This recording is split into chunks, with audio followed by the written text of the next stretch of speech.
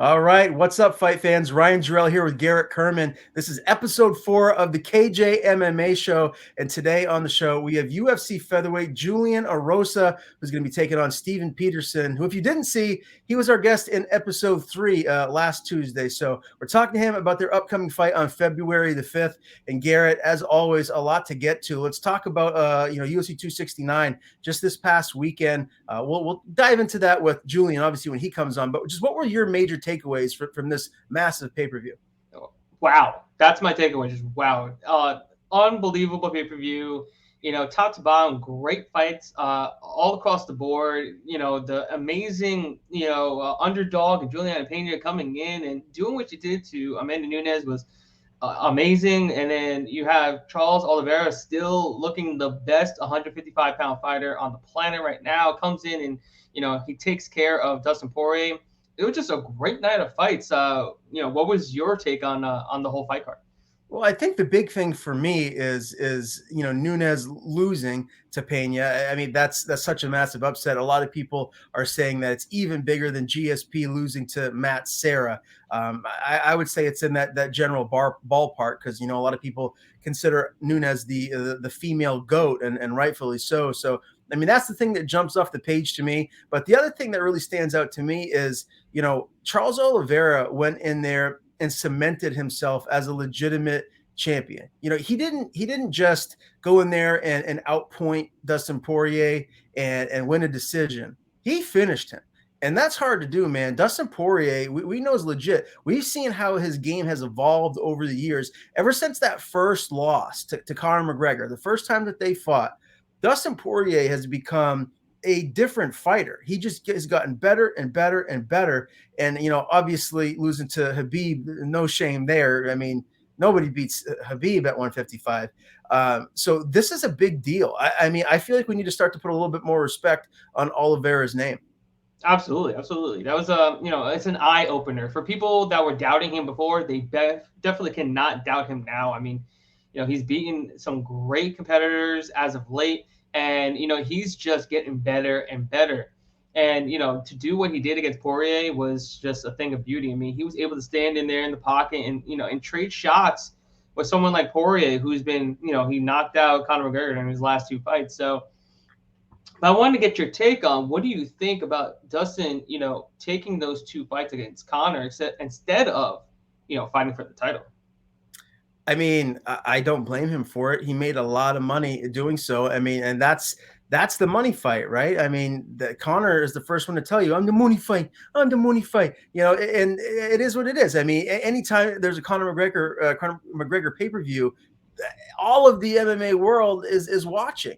So, I don't blame him for it. And at the end of the day, he still got the title bouts for the unification bout here with Oliveira. So, he lost, and he's just going to have to work his way back. And there's no reason why he can't. I mean, we saw him beat Justin Gaethje, who seems like might be in line next to face Oliveira. So, Poirier could be right back here. 2-3 fights from now, he could be getting a rematch if Oliveira is still the champion, or he could be fighting, if someone who's the new champ, if Oliveira is dethroned. So I don't blame him for doing what he did. And I think he's still smack right in the middle of his prime. And if he made some adjustments, some changes, he could come back and he could beat Oliveira. But he's got some work to do. He's got to go back to the drawing board and tighten up his game a little bit. Yeah, it's gonna be interesting to see where he goes from here. Right now he doesn't really know what's gonna happen, or what path to take. Maybe he's a little bit on the way out. Maybe he goes up to 170. There's multiple different decisions he's got to make. It's gonna be interesting to see where he goes and what he wants to do. It's a great fight card overall. The huge upset of Pena and Nunes, and Cody Garbrandt coming down to 125, not going as planned. Kai Kara France spoils the party with a brutal knockout, and I actually was I've called that on my my picks for over the weekend. So I was patting myself on the back for that one. But that was a crazy fight. And Kai Kara France is he's talking about getting a title shot and waiting for a title shot. Do you think he deserves a title shot after that one? Well, I mean, I think it puts him right there on the doorstep. They said that he could be the alternate for the title fight that's coming up around the corner for the belt there in that division. So he would make sense. And I got to give it to you, man, because I didn't think that Kai Kara France was going to beat Cody. I honestly thought Cody was going to knock him out. So I was dead wrong about this fight. So I got to eat some crow. But yeah, I mean, he looked good, and anytime you can finish Cody Garbrandt, that's a nice feather in your cap. The bigger question for me is, I mean, Cody Garbrandt was a massive star here in the UFC, and his star has dimmed tremendously. I don't know where he goes from here. We talked about him. He said he wanted to fight at featherweight. Yeah. Whoa. Yeah. Pump your brakes. I mean, featherweight. That's crazy to me. I mean, he's not big enough to fight at featherweight. I mean, honestly, I felt like he should have stayed at bantamweight. Agreed. The cut to 25, I'm sure, was really, really hard for him, and I'm sure it took a lot of his power and snap, making that extra 10 pounds of a cut. But he needs to figure something out. Is he done? Is his chin gone? I don't know. I don't have the answer to that, but he's a shell of himself when you look at how he used to be. I mean, that fight against Dominic Cruz, you remember that fight? Absolutely. It was a masterful performance. He looked like a world beater. Like, I didn't think anyone was going to beat him at that weight class at that point in time. And now things have changed. So I don't know what the next move is for him. Maybe some time off to let his body, his jaw and everything like heal and get back to, as 100% as he can be. Maybe that's an option because he's still relatively young. But I don't know. That's confusing for me. If I was in his camp, the next steps are going to be really crucial. You got to make the right decisions moving forward here because his career is in rough shape right now.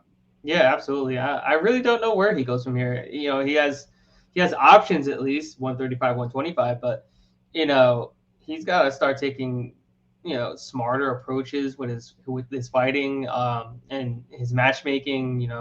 Go against guys that you kind of have an advantage against. Don't go against guys that could possibly knock your lights out. But Kai Kara France doesn't have some crazy power at 125, but the guy's got some pop in his hands, and he's super quick for 125, and he's still one of the best, in that division. And you went down, and then he welcomed you to that division. I don't think it was a smart thing to go down there and fight one of the best in a weight class that you never fought at before. But to each his own. He went in there and he died on his on his shield, and it is what it is. But that was a great performance by Kai Kara France. I'm looking forward to him possibly fighting Moreno again, or because I think Moreno's going to beat Figueiredo again for a third time. I don't see that really making any difference here. But yeah, I like Kai Kara France. I do think he deserves a title shot. I mean, then you got Askarov, another guy that I do think deserves a title shot too. He's just been inactive for about a year or so during the COVID situation. But even those two going against each other for the title shot, I think I think that's a great fight. There's a lot of good competitors at 125. There definitely is, and we actually have Julian waiting to get in right now. So let's dive into all that, get his take on what's going to happen moving forward at 125, and get really the rest of this UFC 269 follow. So let's welcome UFC featherweight Julian Erosa. All right, and we are back. We have UFC featherweight Julian Erosa on the show now. Again, he'll be fighting Stephen Peterson on February the 5th. Julian, how are you? Oh, I'm doing fantastic. Thanks for having me on. Yeah, man, and a lot to get to today. It's great to see you. What a UFC event this past weekend, UFC 269. We were talking a little bit here before we brought you on the show. What was your overall takeaways? What were your big takeaways from this massive pay-per-view?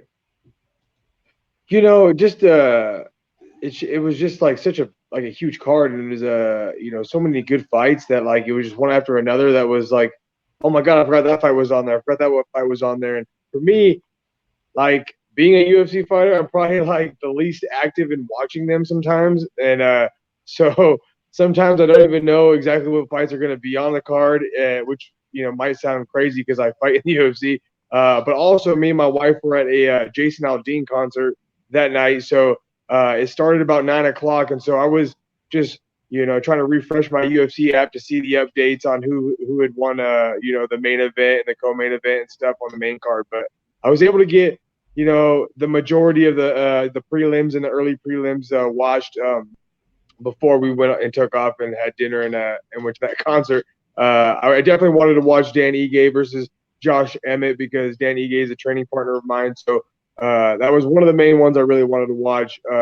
So I was glad I was able to see that one. But it didn't work out for Dan that night, but it was a great fight, really close on the scorecards as well. So nothing but respect for that kid. Yeah, that was a great fight. Let's start with that main event. I mean, that's a weight class that's pretty close to you, one up there at lightweight, and Dustin Poirier going up against Charles Oliveira. Oliveira obviously getting the win. Did you expect that to happen? I don't know. I was kind of leaning towards Poirier. I thought the Diamond was going to get it done. The Diamond has really shown a lot of grittiness, in his recent fights. But I've always been a huge fan of Oliveira. Just kind of his ups and downs, and also the fact that he's such a wizard in the jiu-jitsu department. But not only that, he's kind of fearless on the feet as well. I enjoy watching Oliveira fight. Actually, obviously, I enjoy watching both Poirier and Oliveira fight. But I was probably just a little bit more of a fan of Oliveira, and so I was actually rooting for him. But it was tough, man. It's hard to see either one of those guys lose. But my prediction was that if it was to end earlier in the fight, it would be by Oliveira submission. And if it was going to go a little bit longer, you might see Poirier win by, a TKO or a knockout later on in the rounds. But, people keep going back to Oliveira's earlier part of his career where, there's been times where he's almost kind of given up in fights. And so I think that people still think he has that. But whatever issues he was having earlier on, whether it was weight issues, because I know he was trying to get to featherweight at one point, whatever those issues were, mentally, physically, emotionally, he's taking care of those, man. The guy's an absolute beast right now, and he's been beating some of the best guys. And it sucks because I feel like Oliveira would have been a really good test for Khabib, and not having Khabib in the UFC anymore, you'll never probably see that fight. So that sucks in that sense, but I think Oliveira is going to be the champ for a while. Yeah, and I love the fact that you say that, because my next question was going to be, who do you feel like would give him the most trouble at 155? And look, we all know that lightweight is stacked. I mean, every division in the UFC is deep, but the lightweight division is extraordinarily deep. Do you feel like there's anyone outside of Khabib that could potentially dethrone him or give him any massive trouble in there? I mean, you see it, time and time again. Oliveira is a guy that deals with a little bit of adversity in his fights. He got dropped, by Chandler. He got dropped by Poirier as well before he went and won those fights. And I think that's what makes him so dangerous as well, is he's willing to go toe-to-toe, and he's fearless on his feet. Even though he got dropped by Chandler, he stayed in the pocket, and, the next round came out and, and ended up landing his knockout or his beginning of the end left hook. So, I think everybody can be dangerous. They're talking about having, maybe Justin Gaethje getting in there with him, and that's dangerous as well. He might take some shots and might get dropped again. But his willingness to stay in the pocket and be fearless, and his ability to go through that adversity makes him dangerous as well. So, at 55, man, lightweight, there's just so many killers at the top that everybody's a problem. So. But I think Oliveira just has all the extra skills. His cardio is fantastic. His stand-up's great as well. His Muay Thai is fantastic. His setups are so good on the feet, and not to mention his crazy jiu-jitsu skills. I mean, anybody that gets on the ground with him, even these top guys, are just going to look like amateurs in there with him. Yeah, he really is something special on the ground. The co-main event, Amanda Nunes gets upset by Julian Pena. We have a new champion at bantamweight, and a lot of people are saying that this is the biggest upset in UFC history, bigger than Matt Serra beating George St. Pierre back in the day. Is this accurate? Do you feel like this is the biggest upset, or is there another one that really stands out to you that could be bigger? Yeah, I mean, when Holly Holm knocked out Ronda Rousey, that was a pretty big upset. in my mind, I think everybody was just so kind of blinded by how good Ronda was at the time, until she met her match. But I think if you know Juliana Pena, and I don't know her really really well, but she's kind of from the same area as me. A lot of she's from the Northwest, and we have a lot of mutual friends and fighters. And Misha Tate's one of her really good friends, and is one of my good friends and training partners. And same with Gustavo Lopez. I've known Michael Chiesa, Sam Cecilia, all those guys that train with Jiu-Jitsu. Rick Little, I've known him for, wow, I mean, probably over 10 years. So, like, I know people around her, and I know that what she's capable of. And so if you don't know people, like, specifically, sometimes you can just be kind of blinded by somebody else's greatness. And I think that's what happened with, Amanda Nunes is, I mean, she's just running through people. She beat Cyborg. She beat Ronda Rousey. She was a double champion. She's really made a name for herself. And when you get someone like Pena that kind of comes out from nowhere, really, not really from nowhere, but doesn't have those same accreditations as the Lioness has, people can really doubt the ability to take something like a UFC belt from someone. And so I think that's kind of what happened. Sometimes people's name precedes their abilities a little bit.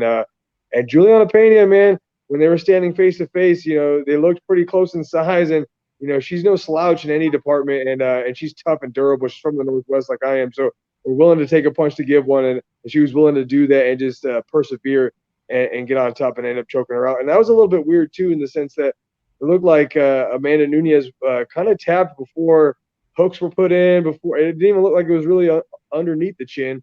So I don't know if that was a mental error, or maybe something that happened to her, or maybe something in her personal life as well could have been going on as well. But she says she's willing to take a rematch, so it'll be interesting to see how she prepares for the next one. Yeah, Garrett, did you hear anything about? I thought I read something that Nunes's jaw or nose may have been broken or something. There could have been like an issue in the cage that maybe forced her to want to get out of there a little bit sooner than usual. Did you hear anything about that? I didn't, but it kind of makes sense in a way, because the way that she kind of just, I don't want to say gave up or quit, because it was just quick. She was very quick to tap before anything was set in, when it comes to the hooks or, even the choke. I mean, the hand where the choke was, it was right next to her face. She could have just pulled it down, but it just looked like she didn't try. So it'll be interesting to see what maybe the cause of that was. Yeah, no doubt about it. I know another fight that I wanted to get your take on, Julian, before we transition to your matchup with Stephen Peterson. But Garrett, was there anything from you? Any questions you had from UFC 269? Yeah, I mean, as far as those were two major takeaways. But as far as who do you think out of everybody on UFC 269 really stood out to you the most, other than Charles Oliveira and Juliana Pena? Oliveira has been one of my favorite all-time fighters, but one fighter that's always been one of my favorites as well was Dominic Cruz. And so, I wanted to watch that fight. And it was a fantastic fight. I mean, it was a back-and-forth fight. I think he lost the first round and came back and won the last two rounds to win the decision. But it really showed his ability to be knowledgeable in there and to adjust to that first round. I think he was doing decent in the first round, and he came back after getting dropped and getting hurt a couple of times in that fight or in that first round, and came back later on in that round and started looking better, and then came back the second and the third round. I knew it was going to be a tough test for a guy like Cruz.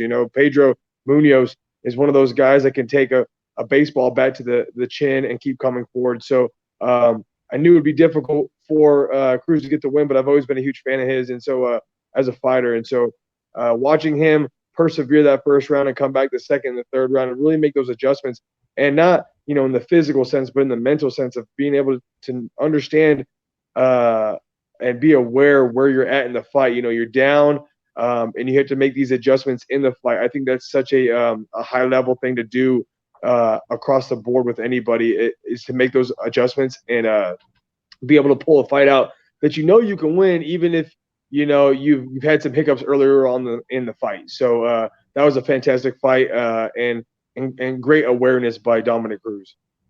And Julian, I'm glad you mentioned Dominic Cruz, because that leads me to my last question of UFC 269 for you.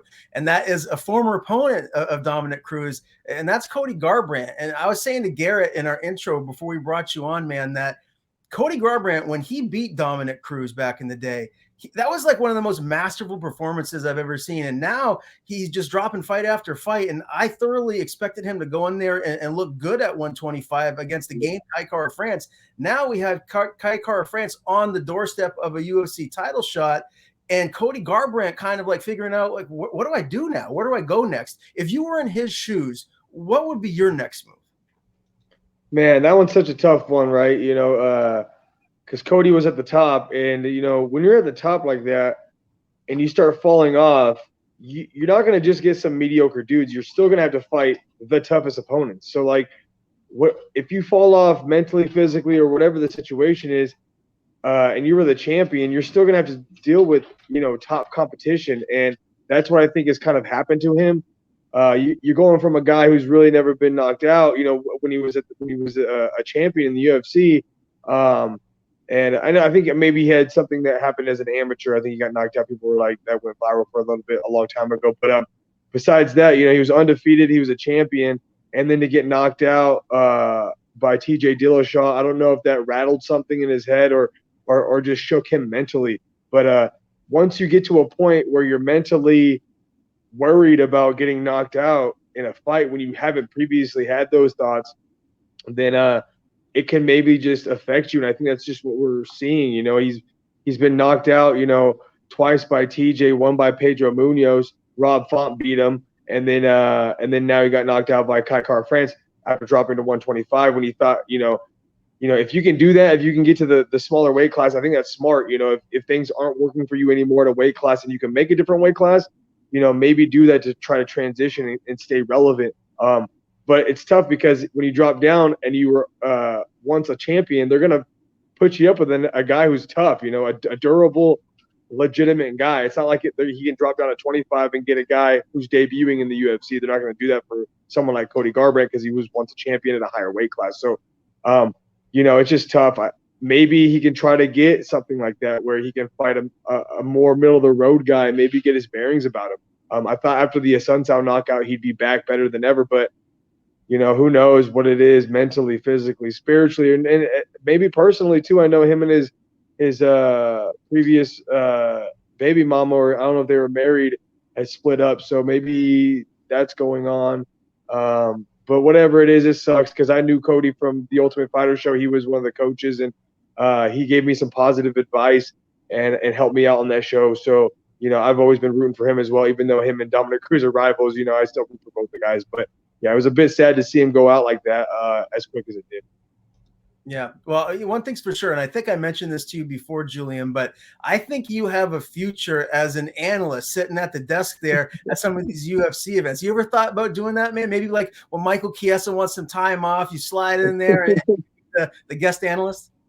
That would be fun, and I would love to do something like that. And that's funny that you say that because my management, Jason House, he's already a miracle worker in himself with just getting me back to the UFC. But also he's been offering me these extra side gigs to go do and help out. And I told him I'm willing to do anything just to get my name more out there. I'm not a big social media presence, and I don't really post all that much like I should.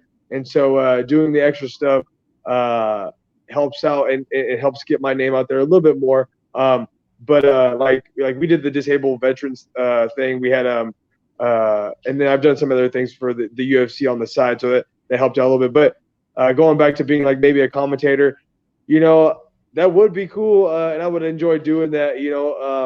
But I would have to get past those nerves. It's just like fighting. I feel like I'd be more nervous doing that than fighting. So I'd really have to get a little bit of practice in on maybe like lower level shows and then kind of work my way up, because that would be so nerve wracking being, next to Daniel Cormier or Paul Felder or John Anik, especially someone like John Anik, because that guy's so on point with everything, man. That guy never misses a beat, and you had to be on your P's and Q's and do your homework for sure if you want to be commentating the UFC. So that would be super fun, and I would love to do that. It would just, take some mustering up to get it done. Well, keep this in mind. I do the cage side commentary for 2 promotions in New England. I can almost guarantee you that if I mention your name to either of the promotion owners, that they jump at the chance to have you cage side, being the analyst there. So maybe you can start there and work your way up. But that would be fun. We can talk about that another time. But let's talk about your career. Obviously, you had another great performance, another big win, a round 3 Darce choke over Charles Jourdain. And you told me before that fight that you were going to Darce choke him in the 2nd round. So you were off, man. How happy are you with the performance? That it was such a good performance for me. And not even in like other people's eyes, but just being in the cage, getting the cage time, and ended up getting a finish over a guy like Jourdain who's never been finished. That was just something I needed, and it was just nice to get, almost 3-4 rounds of fighting in, just getting more and more experience in the UFC cage. And I have a lot of experience. I have a lot of fights, but nothing comes close to the UFC cage experience. And so, some of these guys go in there. A good example is Randy Costa, who just fought, who lost to Tony Kelly. They were saying he has like 5.5 minutes before that fight of cage time and 6 wins. I'm like, holy shit, that's crazy. Out of his 6 wins, he's only got 5 minutes, a little over 5 minutes of cage time. So for me, it's getting that cage time is very important experience. And we were going into the 3rd round probably 1-1. But in my mind, and in my mindset that I had going into that 3rd round, I didn't care what the perception was about the fight being 1-1 going into the 3rd. I knew, and he knew, I was going to win that fight at that point. I knew he was breaking down, even though he had a halfway decent 2nd round. I could just feel it. There's that tension in the cage that I know, that he knows, that I know, kind of thing. And so it's an unspoken bond that you have with your opponent. And going in maybe 1-1 to that 3rd round, I just had all the confidence and the ability, knowing that I could do anything I wanted in the fight, whether I wanted to keep it standing or if I wanted to take him down and choke him. I knew those were all available to me. And the Darce choke's my favorite one, and I love that setup where people try to get up and they kind of give their back up, and I shoot the Darce in there. And I thought it was bonus worthy, and usually something like that is bonus worthy, but I think they were a little bit biased for the Europeans that night. So. No hard feelings on that, but I'm just glad I was able to get a win on short notice against a tough guy like Jourdain. Yeah, well, another fight, another big win. You really look good in the featherweight division here, man. What has life been like for you since? Have you been staying active training, or have you been taking a little time off and let your body heal up? Right after that fight, my shin was a little bit battered from kicking his elbows and kicking his shin a couple of times, and people don't realize that, you might only kick somebody 3 or 4 times in a fight. I think I kicked him a little bit more than that, but they don't realize how banged up you can get sometimes. And I didn't, getting a little older, you got to take a little bit more care of yourself. But my shin was pretty swollen, and I could barely even grapple. I could hardly take any kind of contact on my shin. Nothing was seriously injured. It was just banged up. And so I got offered actually, there's a couple of featherweights fighting on the same card that I'm fighting with Stephen Peterson. I can't remember what his name was. They'd offered me another guy, and I was about to take it, but it was a little too short, and I hadn't even been able to spar because my shin was kind of messed up. So I took a little bit of time off to get my shin to heal up, but I was still, being active in other kind of training where I didn't have to touch my shin or do any contact with my shin. But honestly, I like to be an all year round training kind of guy because it takes more time. If you take time off, it takes just that much more time to get back into shape. And I've been one to, been really high on being good with your cardio. So like for me, I feel like that's one of the most important things. Your chin starts to go if you get tired. Your abilities, you start to level down in a fight when you get tired. So I want to be able to be as focused as I can throughout the entire fight, and the cardio is going to help me with that. And if you if you get out of the gym every time you fight, it's going to take you that much longer to get back in shape. So for me, I've been in shape, ready to rock and roll. The Stephen Peterson, I've known about it for 2 months, and it's almost another 2 months till I fight him. So it's like it was like 4 months. It was almost too long, but you know what? It is what it is. It was a fight I wanted, so I'm happy about that. So tell me how this fight all came about, because there was some social media back and forth between you and Peterson, right? Like, did you initially call him out, or did he? We just interviewed him in our last episode, but I just wanted to hear from your angle how this fight came about.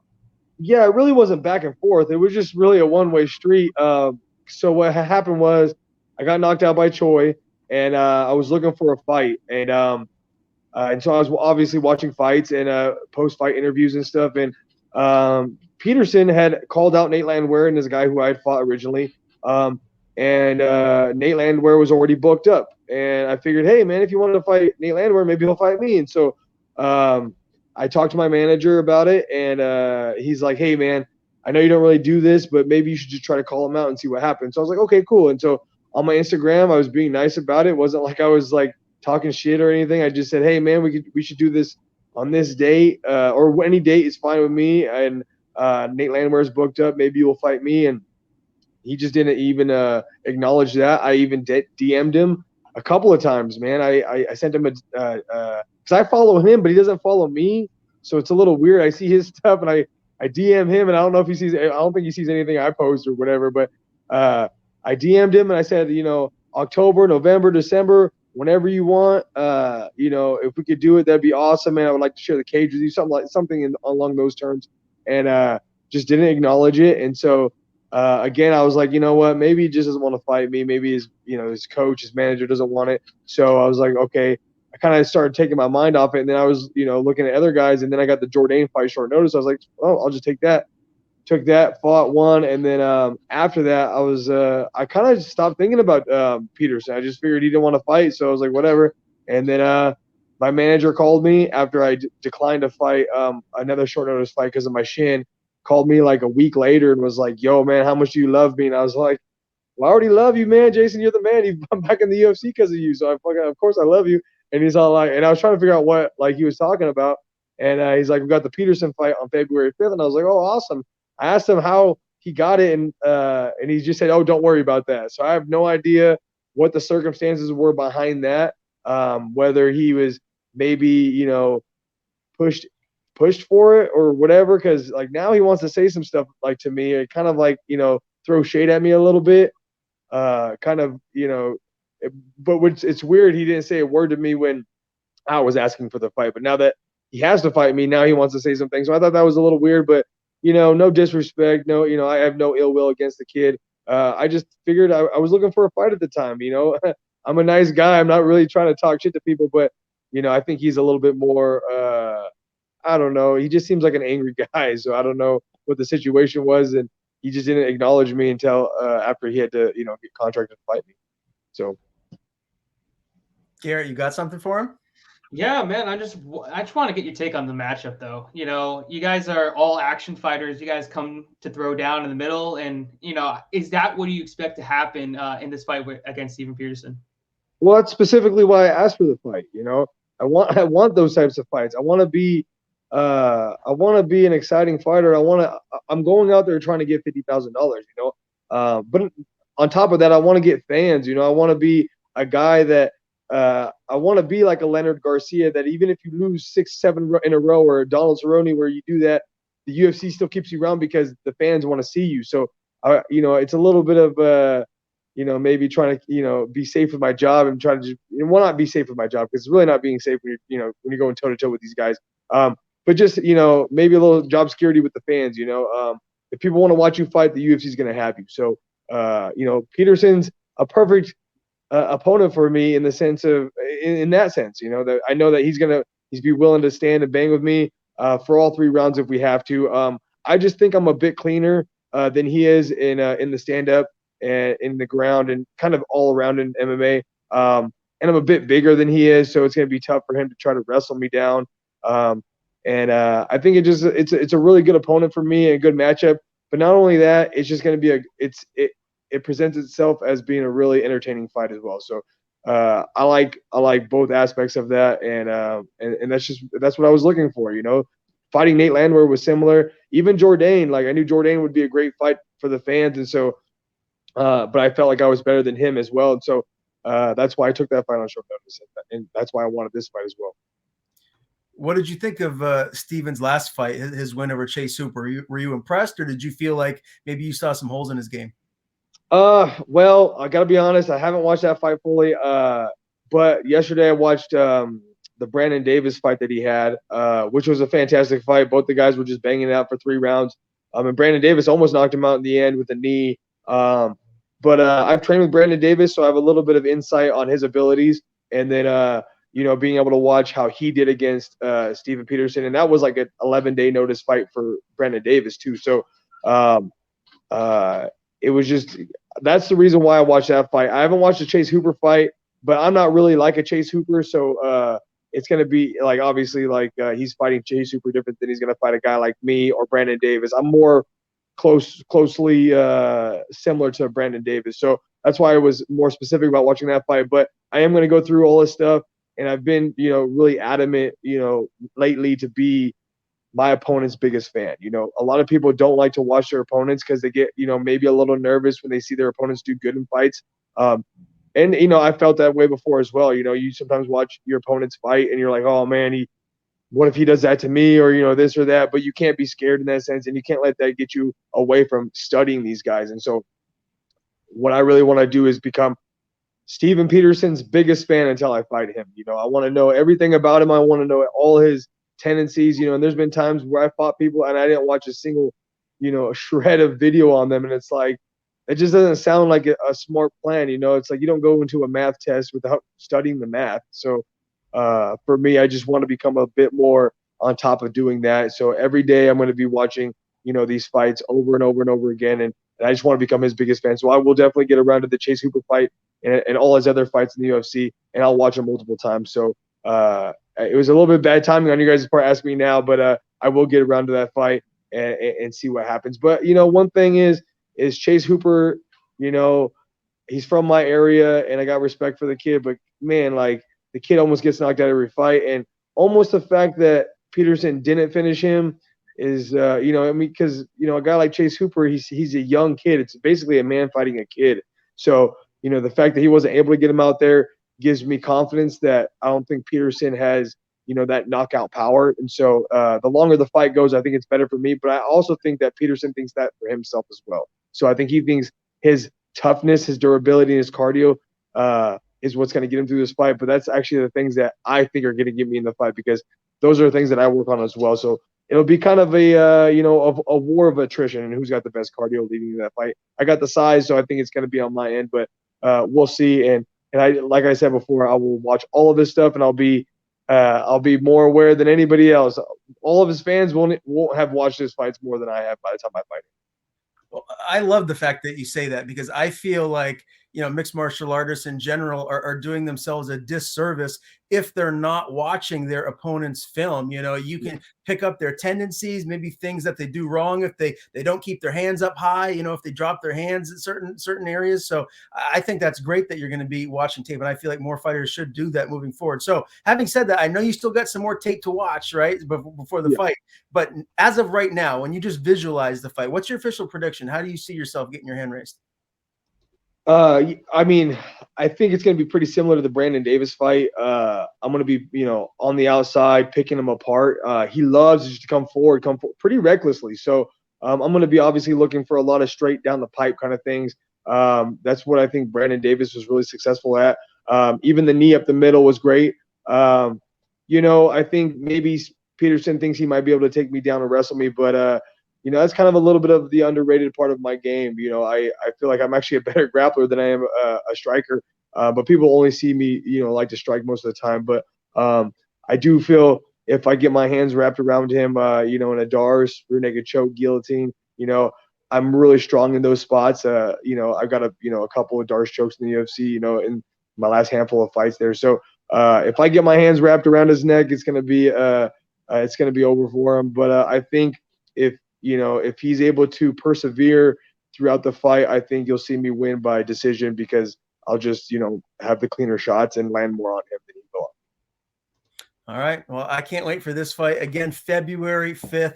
Juicy J, Julian Erosa meets Stephen Ocho Peterson. Julian, it's always a pleasure to talk to you, my man. Before I let you go, I want to give you the floor. Tell people where to follow you on social media. And if you have any sponsors or anyone to thank, the floor is yours, man. Yeah, obviously Instagram, Julian_Erosa. I'm not a huge social media presence, but I'm gonna try to be better about that. Obviously, like Facebook, it's the same thing. I really don't look at my Twitter, know much about it. My wife kind of deals with that, but I'm sure if you look me up, I'm on there as well. Sponsors, I don't even want to go through that because sponsors are gonna be tough. I'm gonna miss some, and I'm gonna feel bad about it. But I always like to thank my management, because without Jason House and team and Iridium Sports Agency and the whole team behind them, without them, I would not be here. That's a guarantee. So having them in my corner is the most important thing for me. And obviously my friends, my family, and all my fans out there. And I'm hoping to get more. Like I said, I'm going to be more present on social media. So if you want to reach out to me, I'm pretty good about answering back to most on Instagram. So just direct message me and you can get a hold of me. Awesome, man. Hey, thanks again. Good to talk to you. Have a good Christmas and New Year, and I'm sure we'll be chatting again after February 5th. Awesome. Thank you guys so much. I appreciate you. Yes, sir. Thanks, man. Have a good one. Peace out. All right. What a show. I mean, Julian Erosa came with some fire today. Absolutely, man. It was great having him on. You know, super humble dude. I'm looking forward to this fight against Stephen Peterson. It was great to have both of them on back to back. So we got their both sides of the story as to how this fight came to place, and and what they expect to happen in that fight. So I'm really looking forward to it on February 5th. Yeah, man, I can't wait. It's going to be a great fight. All right, now we have another card this Saturday before the UFC takes a little break for the new year, and then they come back strong, obviously, in early 2022. Now, this fight night will take place at the Apex in Vegas. It's headlined by a couple of heavyweight monsters. We got Chris Daukaus and Derek Lewis in the main event. I just first want to start there, Garrett, because I'm really intrigued by this fight. I feel like Derek Lewis is one of those guys that's extremely hard to put away unless you're someone like, a Daniel Cormier or a Francis Ngannou or something like that. I feel like he's one of those guys that's relatively durable unless you're an elite heavyweight. And I think this fight is going to tell us everything we need to know about Daukaus. He's been beating guys left and right, and he looks super legit. But I feel like this is that next step up. And if he can go in there and he can finish Derek Lewis, this is a guy that we could be seeing fighting potentially for a title around the corner. So what is your just initial takeaway from that main event? Man, it's a tough one. Daukaus, he definitely has the speed advantage. I think he's the much more technical striker of the two. But Derek Lewis, my Lord, what power does that man have in his hands? What he did against Volkov in the last couple seconds of the fight, that he was losing every moment of that fight. It only takes one. So that's where the excitement comes from, because Daukaus could be winning for 24 minutes and 50 seconds, and then just that last 10 seconds, all it takes is one punch. So we'll be on the edge of our seat for the entirety of this fight, and I'm really looking forward to it. I'm not really sold on who's gonna win. Right now, Daukaus, I do think he's a much better fighter overall, but like I said, that one punch, and we've seen Daukaus get hit pretty hard in his last fight. I don't know if he gets hit that hard against Lewis, he can maybe withstand it. I'm not sure.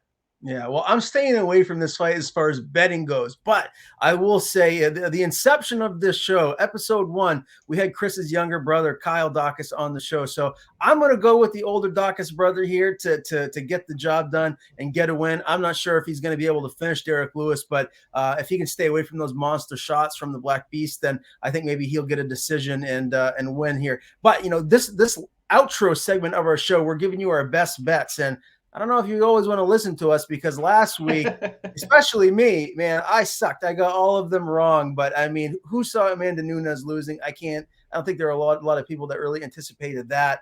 And I mean, we talked about Cody Garbrandt plenty on this show already, but yeah, it is what it is. Tip your cap to Kai Kara France, massive win there. But a lot of great fights here this Saturday. I'm going to start off. I'm going to give you my lock of the night. This is a guy that is a -335 favorite. Another heavyweight, Justin Tafa over Harry Hunsucker. I think this is my favorite pick as far as who I feel the most comfortable about winning on this card. Yeah, I think you're right about that. I mean, he's got a much favorable matchup, arguably the most favorable matchup that he's had since being in the UFC. So I definitely see that there. Under 1.5 rounds looks good. I think that's minus 175. Should be, a quick one if he does get it done. But as far as like my best bets go, man, it's a tough, a tough fight card. I see a lot of value out there. A couple in particular I really like is Melissa Gatto at plus 145. I got her earlier in the week at plus 170, so a lot of money's been coming in on her. She's very good on the ground. You've seen how jacked she is, so she's exceptionally strong. She's very good and fluent on the feet. She's going against Sijara Eubanks, and we know Sarge is tough. And, she's a Brazilian Jiu-Jitsu black belt in her own right. She's, a champion in Brazilian Jiu-Jitsu as well. But I just think her cardio is could be a massive defect for her.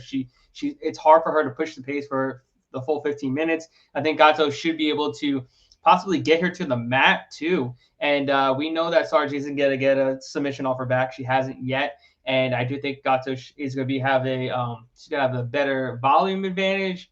I think she's a cleaner one on the feet. And I think she's a better wrestler. I do think this should be a pick 'em at worst. Eubanks was all the way up to a minus 200 at one point, and I thought that was absurd. So I think we're getting good value here on Gatto plus 145. I also like Macy Shizan. I'm very bad at her last name. Shizan. See, Shizan. You said it before, and I still couldn't get it, but Macy Shizan plus 160 on short notice against Raquel Pennington. I think she's got the size advantage. She's got the strength advantage. She's looked really good in her last fight.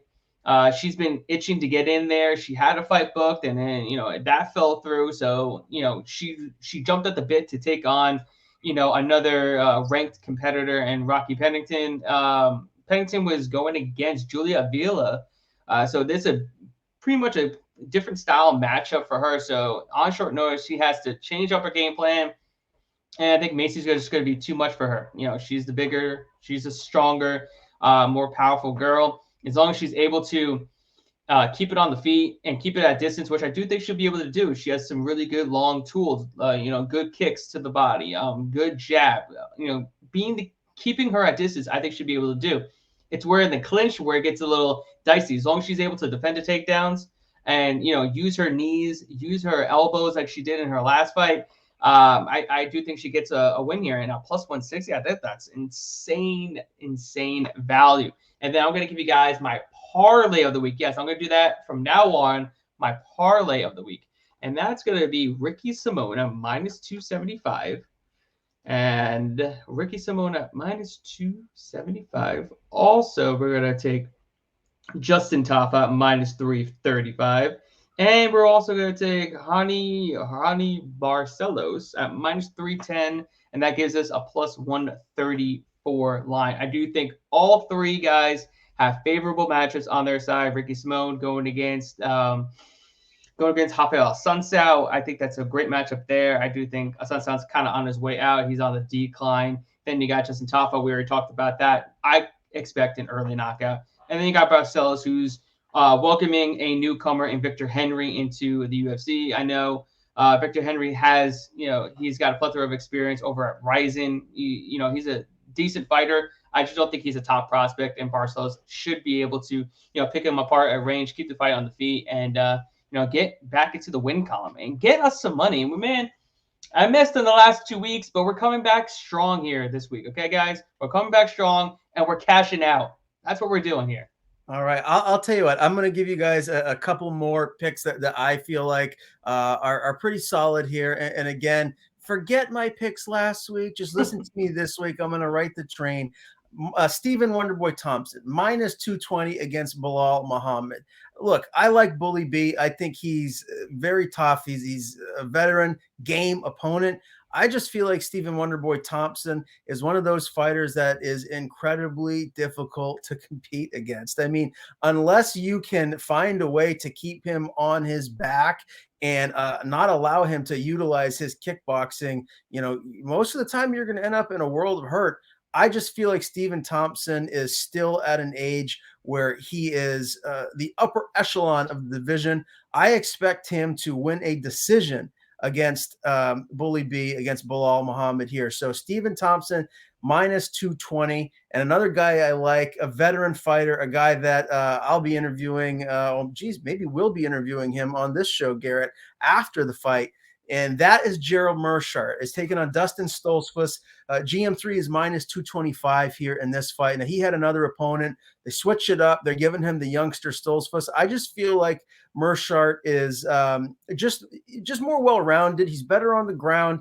And I feel like this is a fight where he wants to keep that trajectory going in the right way after that embarrassing loss to Chimaev. So I think he's going to get the job done and get the win here. He's a minus 225 favorite. So those are a couple more bets for me that I would be going with if I'm putting together a DraftKings lineup. That's usually what I like to do, is just throw a DraftKings lineup in there. So there's a couple more for you guys. And it's going to be a great card. I believe it starts at 4 p.m. On ESPN Plus this Saturday. So I'll be tuning in. Yeah, absolutely. I'm looking forward to it.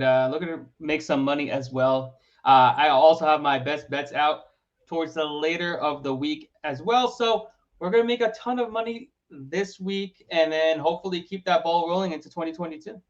Yes, sir. Yes, sir. We'll be back with another episode next Tuesday. You're going to have to wait to see who the guest is. But as always, it's going to be a phenomenal guest with a lot of great content coming your way. So, Garrett, another fun show, man. Absolutely. We will see you guys next week. You guys have a great night.